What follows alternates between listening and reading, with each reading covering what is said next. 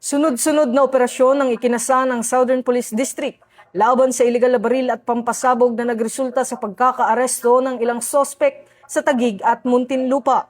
Sa Taguig City, isang lalaki ang naaresto matapos ireklamo na may dalang baril habang umiinom, kung saan na-recover sa kanya ang isang caliber 38 revolver na may bala.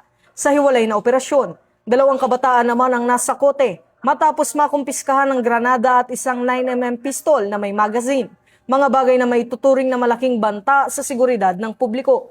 Samantala sa Muntinlupa City, 2 suspect ang naaresto sa bisa ng search warrant kung saan nasabat ang mga baril at bala na walang kaukulang dokumento. Ayon kay Police Colonel Glenn Oliver Cinco, Acting District Director ng SPD, tuloy-tuloy ang kanilang operasyon upang mapanatiling ligtas ang komunidad laban sa banta ng iligal na armas. Ito ang bagong PNP para sa bagong Pilipinas, serbisyong mabilis, tapat at nararamdaman.